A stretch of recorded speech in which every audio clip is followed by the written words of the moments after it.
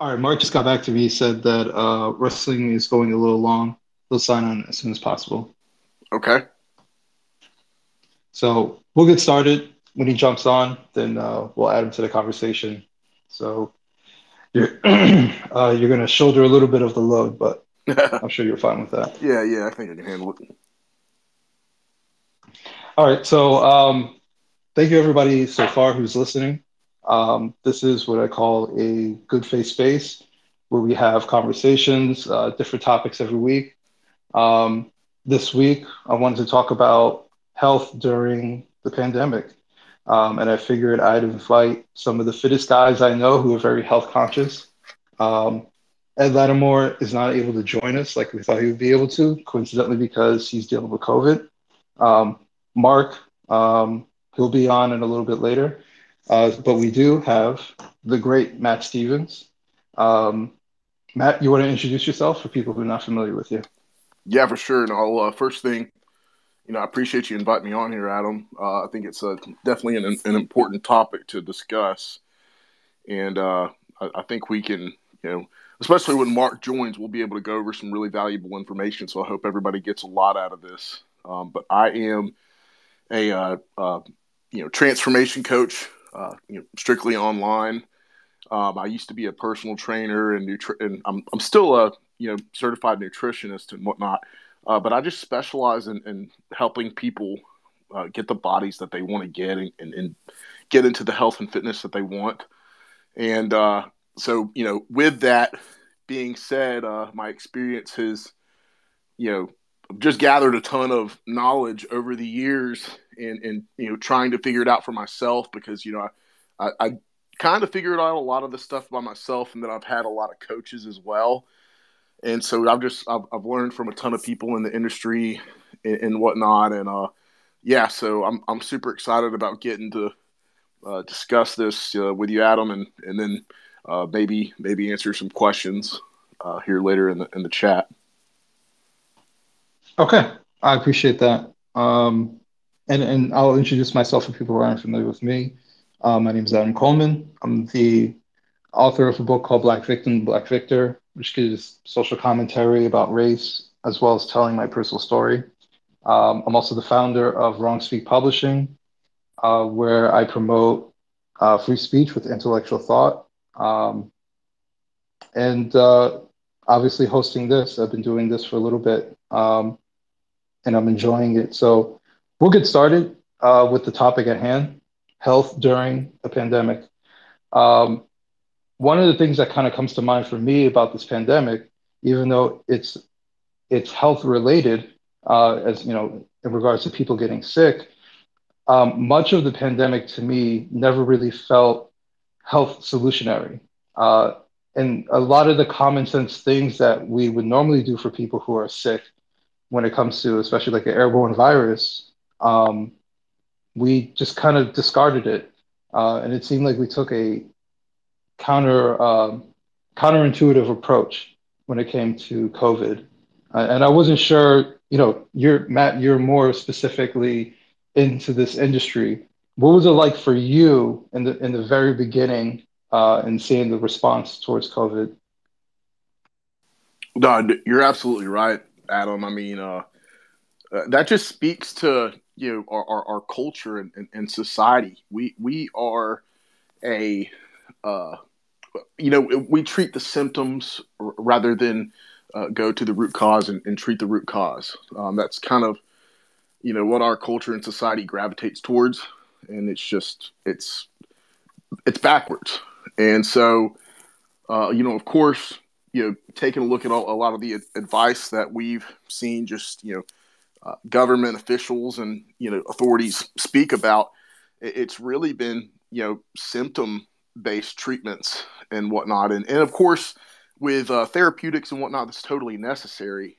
Um, but that still leaves a huge gap and a huge um, just untreated condition in multiple conditions in a ton of people, such as obesity and uh, uh, people being affected by their unhealthy habits.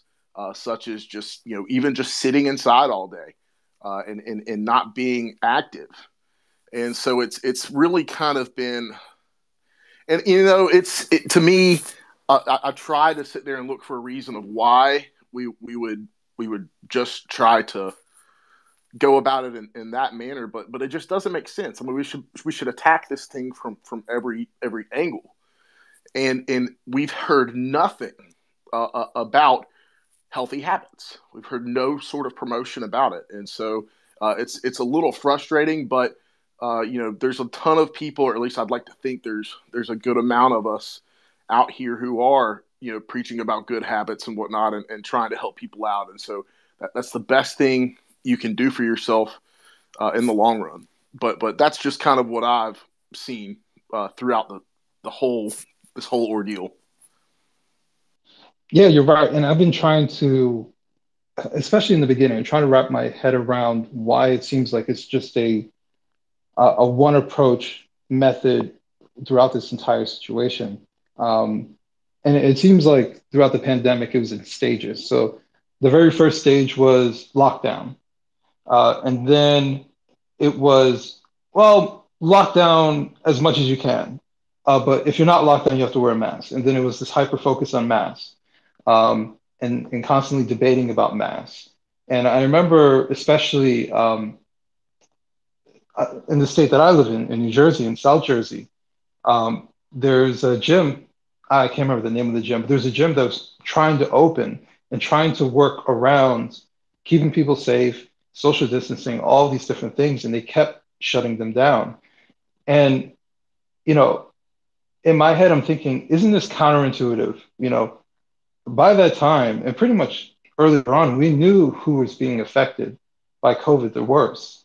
It was people who were living unhealthy habits, overweight, who had medical conditions, and medical conditions that were, I don't want to say reversible, but a way to decrease the issues that they have by exercising, right?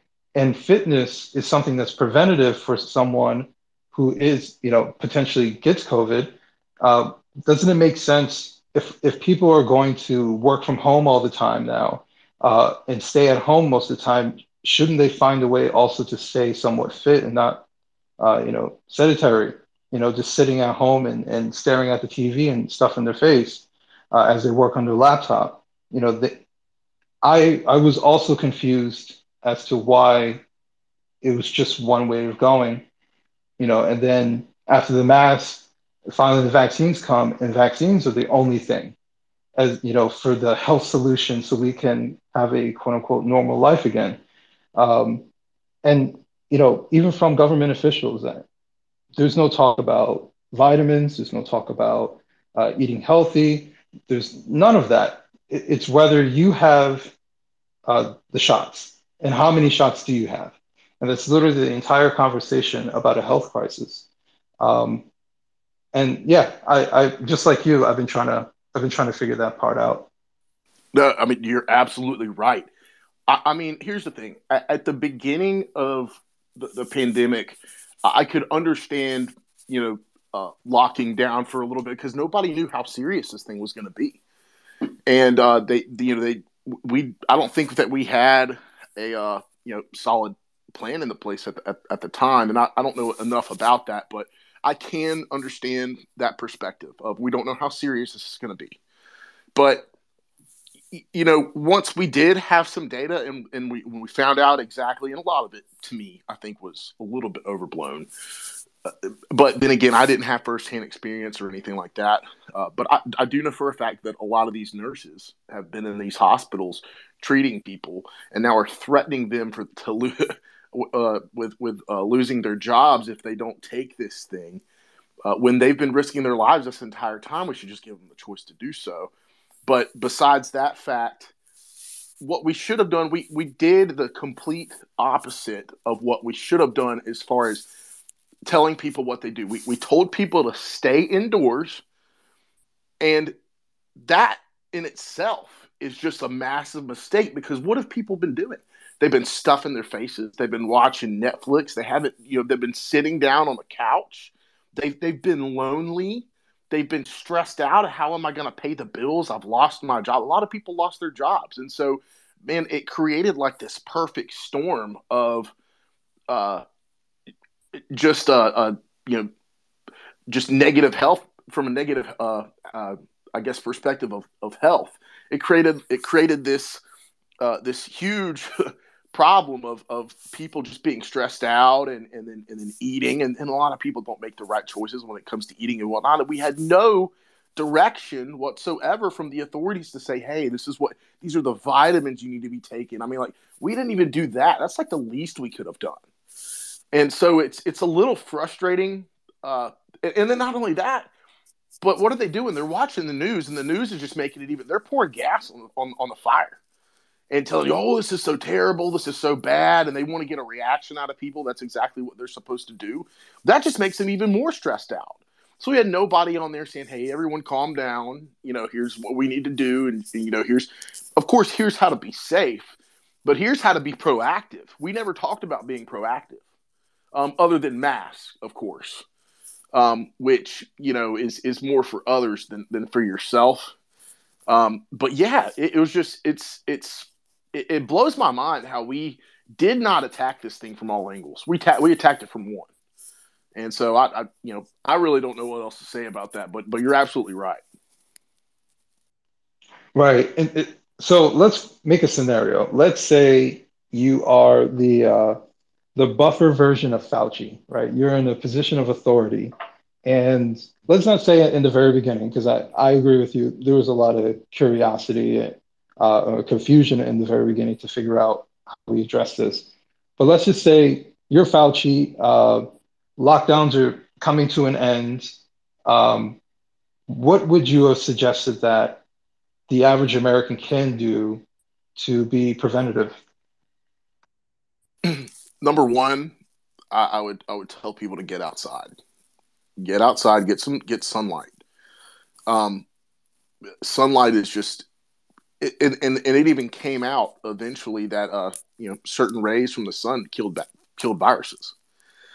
And so not only that, but people just don't get enough sunlight to begin with. And vitamin D is super important for our immune systems. And so to get outside and get some type of movement going on, because that lessens the amount of stress that you have. And here's the thing about stress is, you have your sympathetic nervous system, and then your parasympathetic nervous system. Your sympathetic nervous system is when you get stressed out, and your parasympathetic nervous system is when you're relaxed. Well, we've had so many stressors that have been acting everybody's sympathetic nervous systems, and kind of creating this chronic stress, and then having no way to relieve that stress.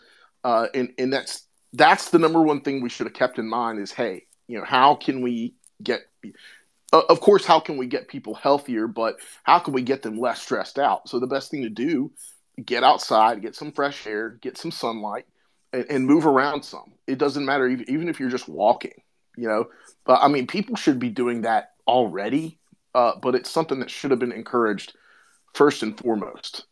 Um, so I would say that's the number one thing I would have suggested. And you mentioned the vitamin D. Um, I was always curious, are the supplements beneficial to take vitamin D supplements? Absolutely, especially if you live above. Gosh, I forgot the exact number of the parallel, but I think it runs from, like, I don't know if it's Sacramento through Pittsburgh or whatever it is, but I think it's 38th parallel is what it is. And y'all can Google this and just make sure, verify it and whatnot. But if you live above that line, then it's more likely that you don't get enough sunlight, and so supplementing vitamin D is almost crucial for you, just to make sure that you're getting that amount, because vitamin D is super important. It's more of a pro hormone than it is a vitamin, and uh, it does so many important things in your body, especially with your immune system. So it's definitely important. Actually, can you go a little bit into vitamin D? Because I'm a little bit ignorant when it comes to like what specific effects. I know you said it helps to kind of boost the immune system, but what other kind of effects would someone notice from taking it? Um, Trying to think off the top of my head and just how to explain this.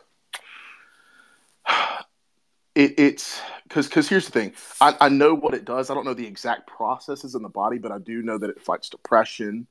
It helps with hormone production. Because here's the thing, it provides a base for a lot of your hormones. That's why I said it was a pro-hormone. And so without that pro-hormone, your body doesn't have the resources necessary to produce the vital hormones that you need that are essential to your immune system. And so I hope that's kind of simple enough to explain it. Is that kind of what you were hinting at? Yeah, no, that makes sense. That makes sense. I understand what you're saying. Um, no, that makes perfect sense. And I remember listening to Joe Rogan at one point talk about it, and it seemed like he was the only person who was talking about uh, taking these particular supplements. But I was always, just in general, I'm always a little bit skeptical when it comes to taking supplements as far as how beneficial they are, for each individual person. So I was always curious, for the average person, if they were to take these particular supplements, how beneficial are they? Uh, is it in someone's head that it's better, that kind of thing. So that's why I was asking more questions about it. Yeah, and it's a great question. Here's the thing: is your body has thousands and thousands of processes, and we call that your metabolism. And so your body needs these resources, of course, being vitamins and minerals, in order to run those processes and run them. I don't know if optimal is the right word, but just run to the best of its ability at the right time, because there's so many different environmental factors that come into play as well. But you're just giving your body the resources it needs in order to do the things that it needs to do. And so uh, uh, I think vitamin D is definitely one of the uh, nutrients that people aren't getting enough of, most definitely. Number two, and it may actually be number one on the list, is magnesium. Magnesium is involved in hundreds of processes, and also uh,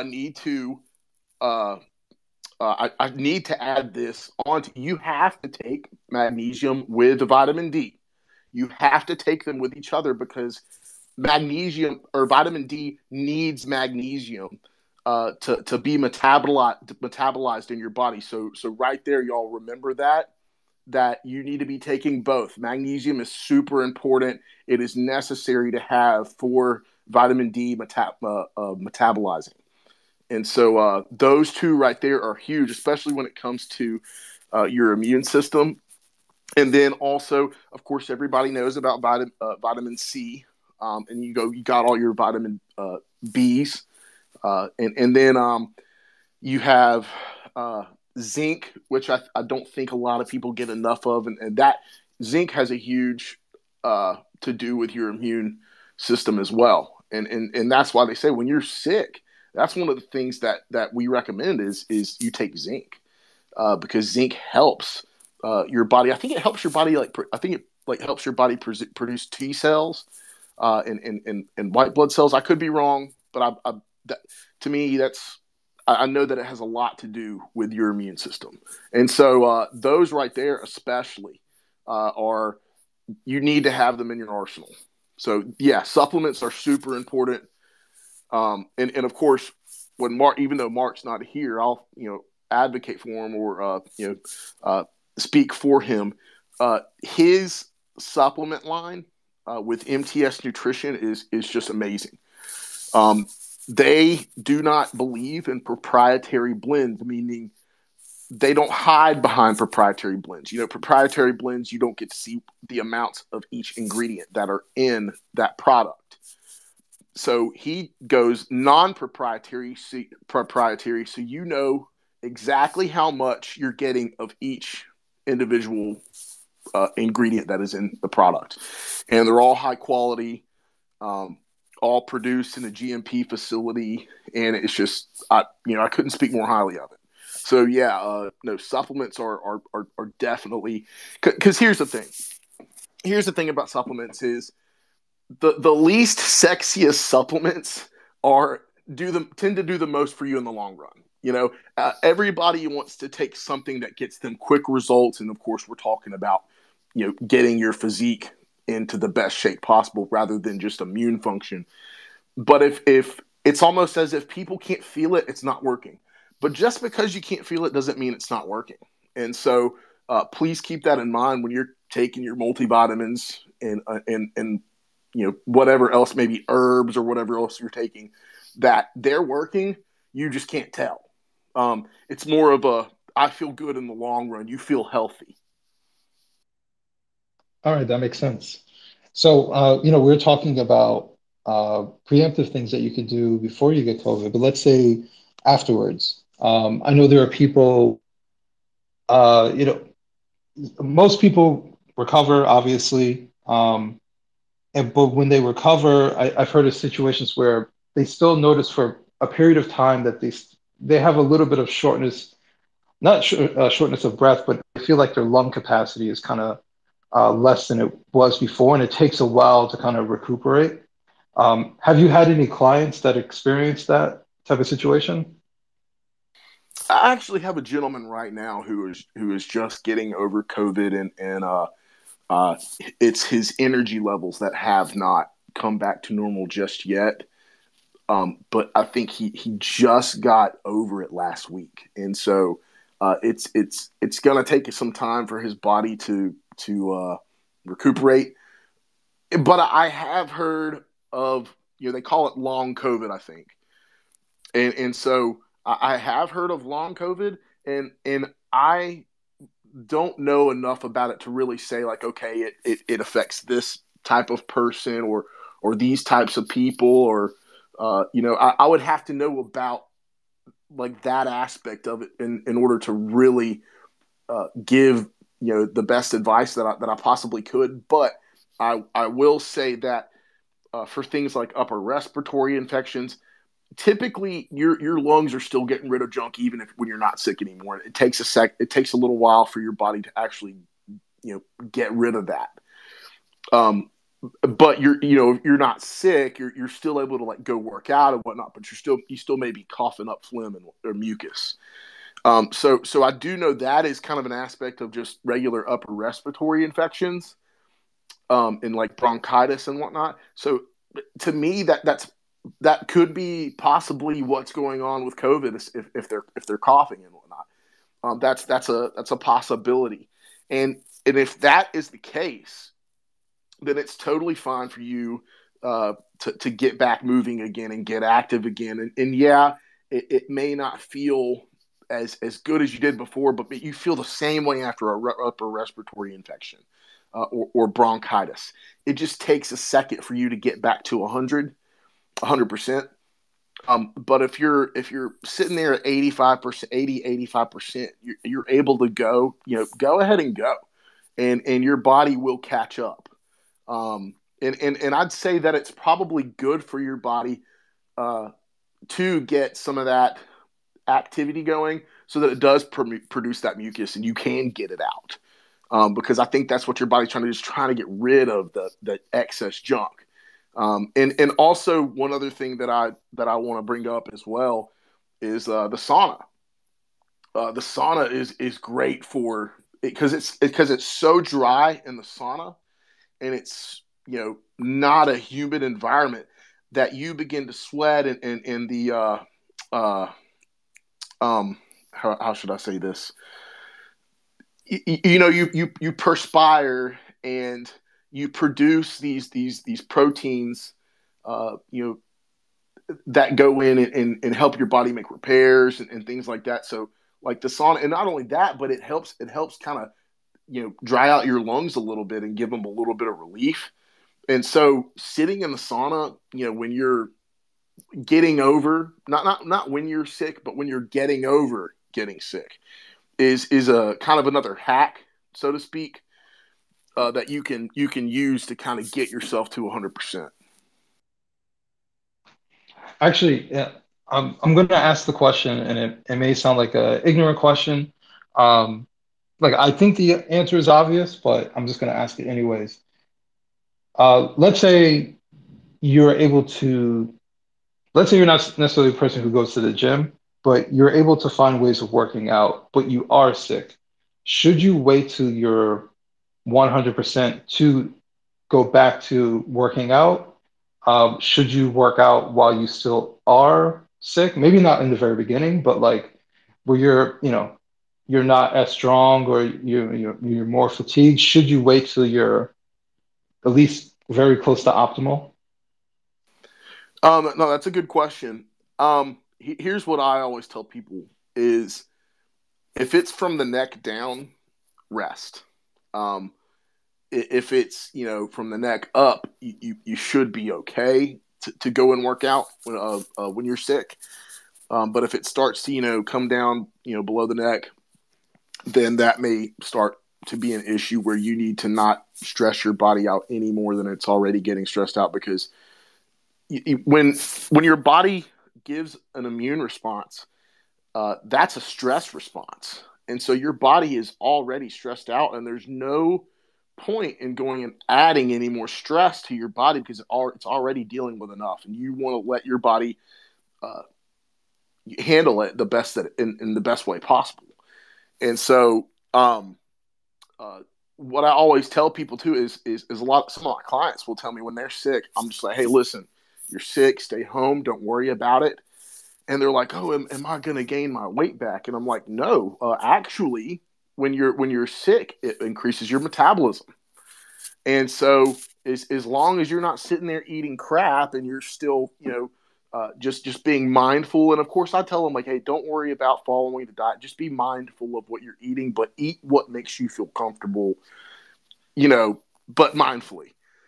And they'll come out of getting sick and haven't lost any of their progress. And so yeah, but just make sure that if it's below the neck, just give your body a break. And sometimes you can tell when it's coming on. I mean, like at least I'm able to. I've been sick enough times in my life where I'm just like, oh, great, I'm getting sick, and I'll be able to go work out, but then the next day I'll be like, oh, you know what? No, it's getting worse, and I need to cut it out. So if you notice maybe a little bit of that feeling in your chest, and then you're okay to work out, but then the next day you wake up and and it's feeling a little bit tighter, a little bit worse. That's when you know, hey, okay, it's time to take a break. Okay, understood. Um, so I'll give a scenario. Actually, I use myself. I just got over COVID a week or so ago, probably Omicron.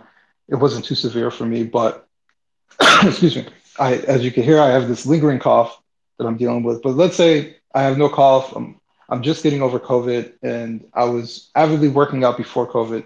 So now I'm trying to get back into the groove of things.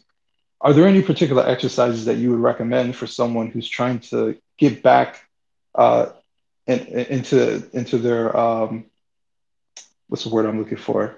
Uh, Basically Back. back into yeah, just get back into similar shape as you were before, the same energy level. Yeah, I mean, there's no particular exercises that I would recommend. I mean, I would say stick. You could stick to the same exercises. Depending on how you feel. I mean, there's certain exercises that stress you out a little bit more than such as heavy squats. You got a lot of weight on your back, and it takes a lot of muscle recruitment to do squats or deadlifts. And you that's maybe something that you want to avoid when you get back. But I would say just pay attention to your body, listen to your body. Your body will let you know, okay, I can't handle this. So maybe try to push the limit a little bit, but don't go like 100% hard, like you did before you got sick. Work your way back up to that point, and let your body give you some feedback. That's what I would advise is go because right now, like I mentioned, my client before, he got rid of COVID last week, but he's still getting his energy levels up. I told him, don't worry about it. Do what you can do, and then allow your body to heal and get back to where you're feeling 100%. But just do what you can do is the biggest advice I can give in that scenario. Okay. And so, we're talking about a lot of things that people can do. But what are some things that people should avoid doing? You mean in the gym? Let's say just in relation to the pandemic, what are some things that people should try and stay away from doing? That's a good question. Um, I would say, because I guess when I say like, okay, here's what you should do, the opposite of that would be, what you shouldn't do, of course. But as far as like things to stay away from, I mean, I'm not a big. I guess one thing that I guess I could say about that is I'm not a big fan of the hand sanitizer more than I am of antibacterial soap. And I read an article a while back and I forgot the exact reason why, but I'm a little bit more reluctant to use hand sanitizer rather than just going to the bathroom and scrubbing my hands with, some antibacterial soap. You know, I don't know if that's the best idea or advice or if that's going to make or break something. But as far as like things to avoid, I guess what I could say is alcohol usage and things like that. Smoking if you smoke recreationally or anything like that.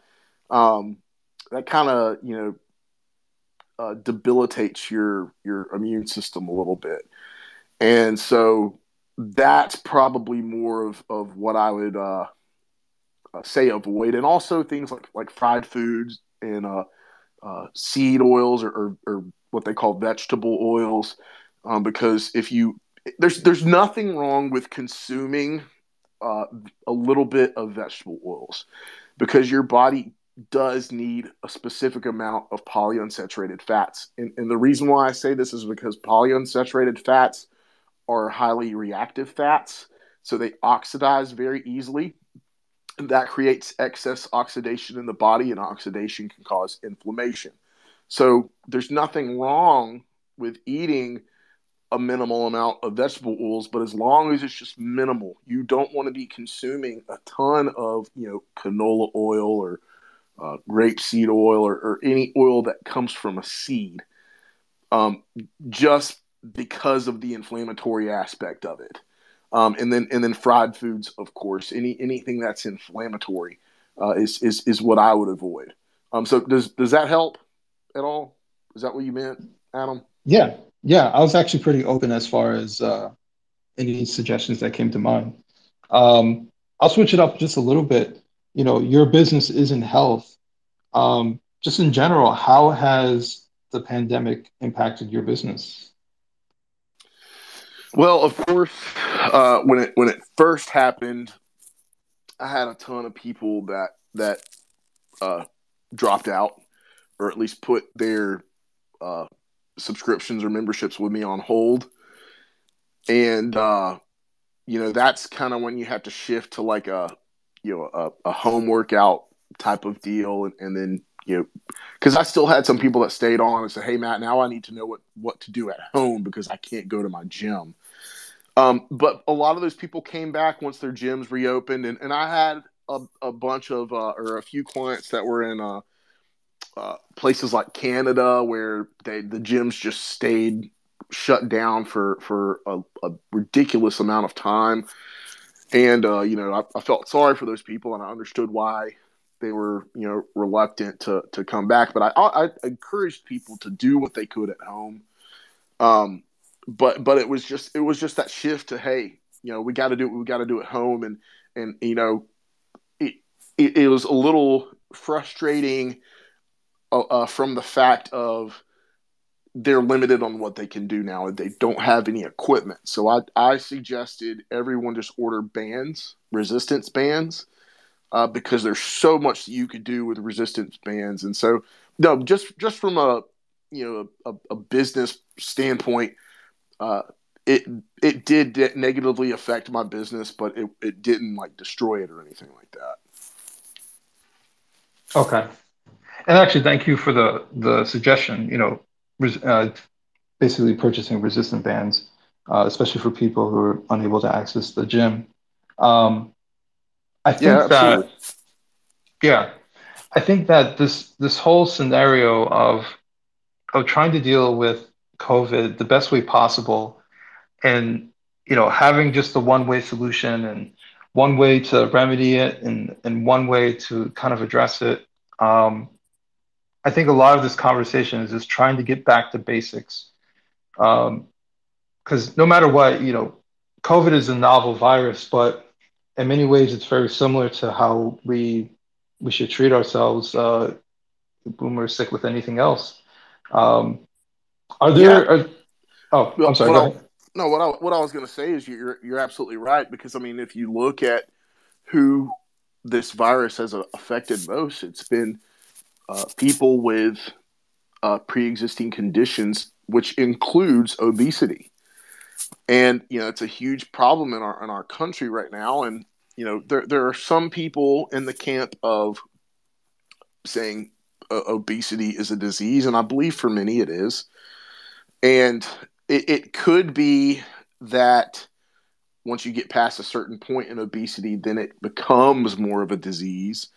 Um, but I don't know enough about it from that standpoint. But I have seen obese people lose tons of weight and get into good shape compared to what they were before, of course. And so it applies. I believe that applies to some people, uh, but I don't think that it applies to most people. And I think it's just a huge reluctance for people to try to change our ways, because we are so, just as humans, we are so prone to just remaining in our comfort zone, remaining in homeostasis. I mean, that's kind of what we're geared for. And so it was just, it was just, it affected those people with those conditions. And we can combat those conditions regardless if there's a virus. So, of course, trying to influence people or encourage people to get those healthy habits should have been something that we did from the very beginning. And it's a tragedy that we haven't even done it even this far, even to today. But you're absolutely right. Yeah, and I kind of feel like there was a concerted effort to not lean on the obesity aspect whenever we would talk about COVID. Um, as Yeah. if it was strange to me because, like, for example, if someone like myself says, all right, listen, 99.9% percent of the people survive this. All right, so who is it affecting? It's affecting people over this particular age and obese people, people with, I think it was at least four comorbidities, are generally the people who are dying from this. So I would state this, but I think people would translate that into, so you're just saying those people should just die? And, and it's like, no, that means that we need to address those people to try to help them from either A, not getting the virus or at least keeping them away. Maybe they are the ones who should be isolating more so. Um, B, focusing on their health and what they can do to be more preventative. If they are obese, there could be things that they could do medically or just dietary wise, exercise wise. But I always felt like talking about the obesity aspect made it sound like we're just cool with fat people dying. It's like that's not what we're trying to say. We're trying to identify who are the people who are most affected by this, the people who are actually dying. Then let's do something about it. So I always thought it was very strange that we can't talk about the people who are actually dying from it in a very specific manner. We just have to be kind of ambiguous. And even when like the CDC would point out, hey, here are the people who are actually dying from it, uh, it was kind of quickly moved away from that particular particular information that was given out. Yeah, no, Excuse me. you're absolutely right, and I don't know if that has to do with this whole, you know, just rhetoric surround, about fat phobia. And to me, it's like we're walking on eggshells around it when we shouldn't be. We should be able to talk about it openly, and you see how a lot of these corporations and these magazines and whatnot are treating obesity. I uh, I did a video with Marc. I think it was no, this was last week. Um, there was a magazine called Self that said the future of fitness, and an obese woman was on the front cover. And I have absolutely no problem with an overweight or obese person being on the cover of a fitness magazine. What I have a problem with, and I say that because those people have just as much of a right to go and get into healthy habits and get into fitness and you know getting back into they should feel welcome at the gym. They should feel welcome in those spaces, and so that's why I'm an advocate for it. I think it's great to have them on there a little bit, and maybe it to God kind of give encouragement to people who may be overweight or obese. But that's not what these magazines are portraying it as. They have this smug rhetoric where they're talking about this is healthy, and everyone interprets that as here's the thing: you have an obese woman or an obese man, whoever it may be, on the cover of a magazine, and it says this is healthy. How is anyone else going to interpret that any differently than saying obesity is healthy? I'm sorry, but that's what most people are interpreting that as, and I think that these magazines are doing that purposely for a shock value. But even further than that, even more smug is how they say things like defeating fat phobia, or how fat shaming and whatnot. And it's like they're bringing the wrong attention to it. What they should be is they should have encouraging rhetoric that are on the cover of these magazines. Maybe something like you don't have to be uh, fit to get into the gym, or things along that line. That might be a bad example, but things along those lines. But that's not what we're doing. We're it's like we're encouraging people to just remain obese, and it's super frustrating. But no, you're right, and they did kind of tiptoe around that. It's not something that we should be doing. We should be openly discussing it, and it like mature adults should. Absolutely. And then also on the flip side, what they'll do is they'll shame you, or they'll say that the way that Matt looks is unattainable. And what he is doing is portraying something that is unattainable for most people. Um, and they're trying to take your hard work, your dedication, your effort, and use it against you. And you're right. As someone who's not in the fitness industry, when I see that, to me it screams there is nothing wrong with you, right? So you're just maintaining. Um, so if you're big, you're obese, you're medically obese, and you want to put some Spanx on, or some tight fitness clothes, whatever they're putting on, and you just want to do minimal effort, that's perfectly fine because there's nothing wrong with you. Um, and that's the type of thing that they're pushing out there because it's all about positivity. There is no negativity. Um, Well, and you also have to think, you know, 70% of our country now is either overweight or obese. So that's a huge market. And they and here's also the contrary to that statement, it's a fitness magazine. You know, fit people may read it. Maybe they're trying to get into a different demographic, which like I mentioned before, it's a huge demographic. But as you said, we're not helping. We're enabling, and so it's wrong from an ethical standpoint.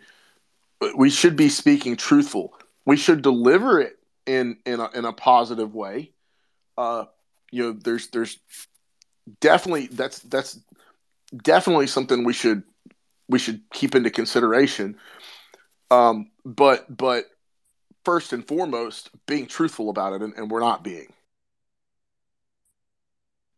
Right. Because right now we're in the age of if truth is offensive, then it's harmful. Words hurt people. But the reality is that obesity kills, and body positivity is killing people, or at least that mindset. Maybe they're not outright subscribers of positivity, or the screaming people on Twitter about it, but the idea that there's nothing wrong with you and that you're just big and beautiful. All right, you might be a beautiful person, but inside, what's going on inside of you, right? And especially when you have a pandemic that's happening right now, where their demographic is one of the most affected. These are the people who are dying from it. And like you said, the majority of this country is clinically, at least clinically overweight. So, this is something that this demographic should be concerned with. And the idea that their feelings matter more than their health, uh, to me, only kills people. It doesn't help anybody because your Yeah, feelings don't matter once you're dead. yeah, and I was a little frustrated the other day. A doctor that I follow, and he's an obesity specialist on Instagram, made a post about these health magazines having overweight or obese people on the cover, and he was all for it, and I thought it was a little disingenuous because, like I said, it's not the fact that they're on the cover; it's the words that they have on the cover that are like I said, the smug rhetoric, and it's just not how the magazines are portraying it. I said you can want it to be that way, and I somewhat understand where he's coming from because he has to be that person that obese people feel comfortable coming to, but it's still the people who listen to him. He's going to make them think that it's okay, and I thought it was just extremely irresponsible of him to do that. And he's got hundreds of thousands of followers, and so that was a little frustrating because I think that many of us, because here's the thing, the only battlefront we're on right now is social media. We don't have anybody in the mainstream or corporate media speaking our perspective. We just have social media, and so I see a lot. Excuse me. I see a lot of our perspective, you know, on social media, and so it makes me feel like we're winning the battle. But then when I see that, and then I see these magazines, it's like, man, what can you do about that? I mean, they're uh, they have exposure to everybody. We only have exposure to our followers, and so I don't know. I do think that we are somewhat winning, though. I think more and more people are beginning to go into the gym.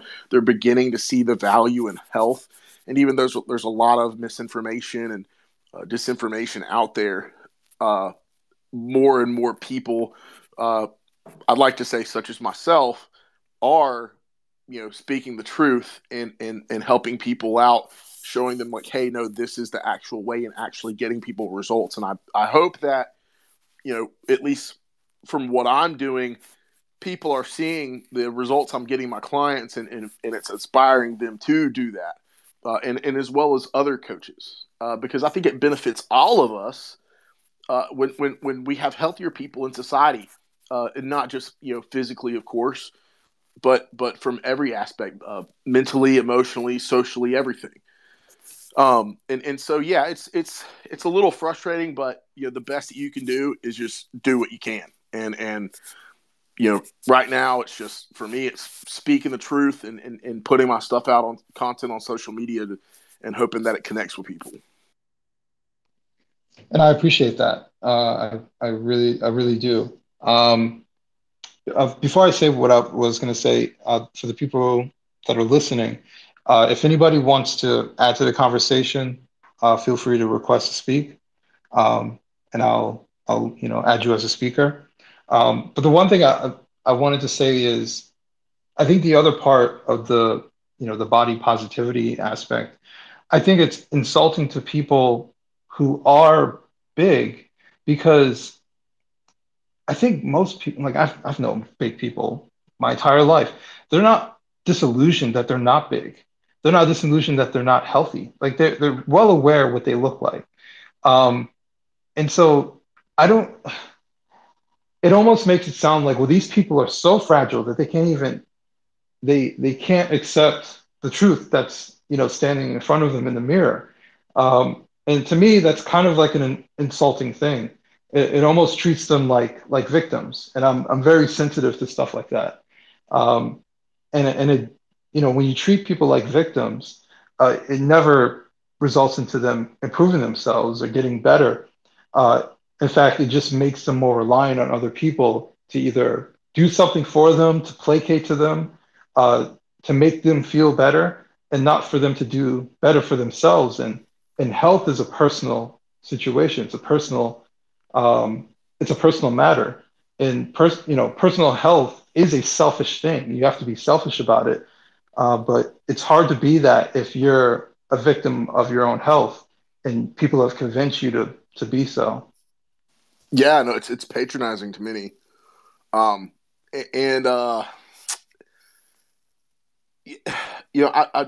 don't really know what else to say about that. I mean, but you're absolutely right. I mean, there's people who realize like, hey, I am obese. It's just what can I do about it? And the answers at the end of the day, the answers are out there. You just have to search for them. You have to want it bad enough to get up and go look and ask people for help and whatnot. At the end of the day, it's still up to you. It's just, I don't know, maybe encouraging those people to actually take those steps. Sometimes they do need somebody to say, "Hey, come on, get up, come with me." And sadly enough, we can't do that for everybody. There's not enough people that we have, or at least maybe within everyone's social circle that can do that for them. And so, on that front, there's not much we could do. But no, you're absolutely right. I mean, it's patronizing to many, and they do it to so many other demographics as well. Absolutely. Um, so it doesn't look like anybody wants to request to speak, um, and that's perfectly fine. Sometimes people want to chime in. Um, Matt, I guess my last question to you then is, um, are you seeing things getting better from a health perspective? Do you think people are waking up? Yeah, I mean, I think here's the thing is from what I've seen, gyms are popping up everywhere, uh, and that's just a good sign. And they're doing well. The gyms are doing well, and so that only means that the health industry is growing, and we need it to grow. We need there to be more gyms, and for so there's more opportunities for people to go and do whatever they need to do to get into the best shape possible. So I do think that from an overall perspective, we are winning. Um, Now, with that being said, that obesity has increased over the last few decades, and so it's kind of tough to say because you have both of these. You have the health industry that's grown so much, then you have you know the amount of people who are overweight or obese that's grown a good bit too. And also, I need to take a look at exactly how they're measuring overweight or obese. If they're doing it strictly off the BMI, it may be a little bit misleading because I know some big muscular guys who are high on the BMI scale that aren't fat by any means, and so I need to take a look at that and try to get some clarity on that as well. But I do think that we are because people want a higher quality of life, and health is your quality of life. So, and I talk, and the reason why I say that is just because from a stress, from a standpoint of looking at it from a perspective of stress, you don't want a ton of stress in your life. No, nobody, or at least chronic stress. And so one of the ways to do that, one of the ways to relieve stress, because you got to think, man, people are sitting there worried about how they're going to pay their bills, worried about how they're going to do it at work, about how their daughter or their son is doing it. There's so many concerns that people have, but going to the gym is a release. And more people are beginning to realize that. And once you get stronger physically, it does make you stronger mentally, emotionally, social, and all other aspects as well. So I do think I'm optimistic. I think we are winning, and I hope we continue to win. Um, but we've got to get the mainstream on board with the message, because I think it's a little bit misleading. But at the end of the day, yeah, like I said, I think we're winning. Okay. And I agree with you as well. Just from my perspective, I think that more and more people seem to be, especially being locked down for so long. I think more and more people are trying to get out more, and they're being more focused on the health aspect. So I agree with you. Matt, we're going to start to wrap this up. Do you have any final words for the audience? Yeah, I've actually extended, and I have not announced this yet, but I've extended the deadline for my 60-day challenge to this weekend. So this weekend is orientation.